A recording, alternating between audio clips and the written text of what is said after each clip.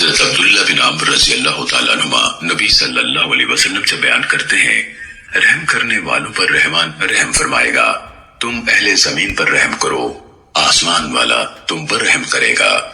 مسدد نے سند میں وارد ابو قابوس کے متعلق یہ نہیں کہا کہ وہ حضرت عبداللہ بن عمرو رضی اللہ عنہما کا مولا تھا، نیز بوضاحت کہا کہ حضرت عبداللہ بن عمرو رضی اللہ عنہما نے روایت کیا کہ نبی صلی اللہ علیہ وسلم نے فرمایا ہے۔ سنن ابو داود حدیث نمبر 4941۔ حضرت ابو ہریرہ رضی اللہ تعالیٰ عنہ کہتے ہیں کہ میں نے اس حجرے والے یعنی حضرت ابو القاسم صادق و مصدوق صلی اللہ علیہ وسلم سے سنا ہے، آپ فرماتے تھے کسی بدبخت سے ہی رحمت چھینی جاتی ہے۔ سنن ابو داود حدیث نمبر 4942۔ حضرت عبداللہ بن عمرو رضی اللہ تعالیٰ عنہ بیان کرتے ہیں، نبی صلی اللہ علیہ وسلم نے فرمایا، جو ہمارے چھوٹوں پر شفقت نہ کرے اور ہمارے بڑوں کا حق نہ پہچانے وہ ہم میں سے نہیں۔ سنن ابو داود حدیث نمبر 4943۔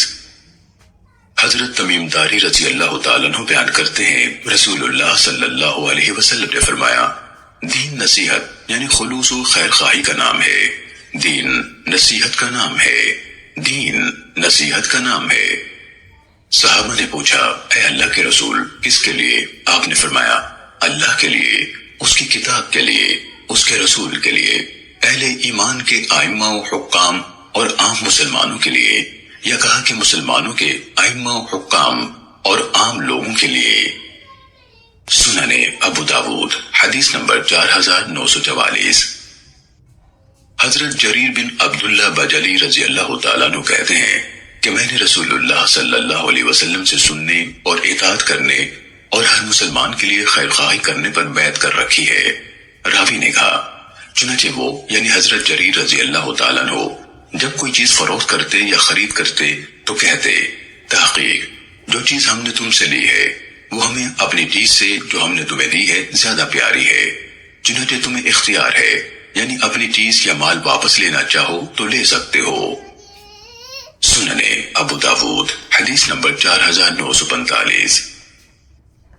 حضرت ابو ہریرہ رضی اللہ تعالیٰ عنہ بیان کرتے ہیں، نبی صلی اللہ علیہ وسلم نے فرمایا، جس نے کسی مسلمان سے دنیا کا ایک دکھ دور کیا، اللہ عز و جل اس سے قیامت کے روز کا ایک دکھ دور کرے گا، اور جس نے کسی مشکل میں پڑے شخص کے لیے آسانی کی، اللہ اس کے لیے دنیا اور آخرت میں آسانی کرے گا، اور جس نے کسی مسلمان کی پردہ داری کی، اللہ عز و جل دنیا اور آخرت میں اس کی پردہ داری کرے گا، اور اللہ عز و جل اس وقت تک بندے کی مدد میں رہتا ہے جب تک کہ بندہ اپنے بھائی کی مدد میں رہے۔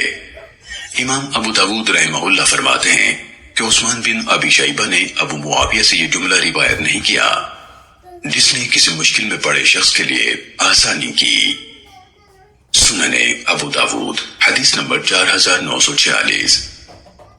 حضرت حذیفہ رضی اللہ تعالیٰ عنہ نے بیان کیا کہ تمہارے نبی صلی اللہ علیہ وسلم نے فرمایا ہے، ہر نیکی صدقہ ہے۔ سنن ابو داود حدیث نمبر 4947۔ حضرت ابو دردہ رضی اللہ تعالیٰ عنہ سے روایت ہے، رسول اللہ صلی اللہ علیہ وسلم نے فرمایا، تم لوگ قیامت کے دن اپنے اور اپنے آبا کے ناموں سے پکارے جاؤ گے، چنانچہ اپنے نام اچھے اچھے رکھا کرو۔ امام ابو داود رحمہ اللہ کہتے ہیں کہ ابن ابو زکریا نے حضرت ابو دردہ رضی اللہ تعالیٰ عنہ کو نہیں پایا۔ سنن ابو داود حدیث نمبر 4948۔ حضرت عبداللہ بن عمر رضی اللہ تعالیٰ عنہ سے روایت ہے، رسول اللہ صلی اللہ علیہ وسلم نے فرمایا، سب ناموں میں سے دو نام اللہ عز و جل کو بہت ہی پیارے ہیں، عبداللہ اور عبد الرحمن۔ سنن ابو داود حدیث نمبر 4949۔ حضرت ابو وہب جشمی رضی اللہ تعالیٰ عنہ سے روایت ہے اور انہیں صحابی ہونے کا شرف حاصل ہے، وہ کہتے ہیں رسول اللہ صلی اللہ علیہ وسلم نے فرمایا، انبیاء کے نام رکھا کرو، اور اللہ کو دو نام سب سے زیادہ محبوب ہیں، عبداللہ اور عبد الرحمن۔ سب سے بڑھ کر واقعیت سے قریب دو نام ہیں، حارث یعنی کھیتی باڑی کرنے والا، اور حمام یعنی رنج و فکر میں پڑا ہوا، اور دو نام سب سے برے ہیں، حرب یعنی لڑاکا اور مرہ یعنی کڑوا۔ سنن ابو داود حدیث نمبر 4950۔ حضرت انس رضی اللہ تعالیٰ عنہ کہتے ہیں کہ جب میرے سوتیلے بھائی عبداللہ بن ابو طلحہ کی ولادت ہوئی تو میں اسے نبی صلی اللہ علیہ وسلم کی خدمت میں لے گیا، جبکہ نبی صلی اللہ علیہ وسلم ایک عبا پہنے اپنے اونٹ کو گندھک لگا رہے تھے۔ آپ نے پوچھا کیا تمہارے پاس کھجور ہے؟ میں نے عرض کیا جی ہاں، اور میں نے آپ کو کئی کھجوریں پیش کی۔ آپ نے انہیں اپنے منہ میں ڈال کر چبایا، پھر بچے کا منہ کھول کر انہیں اس کے منہ میں ڈال دیا تو وہ اپنی زبان چلانے لگا۔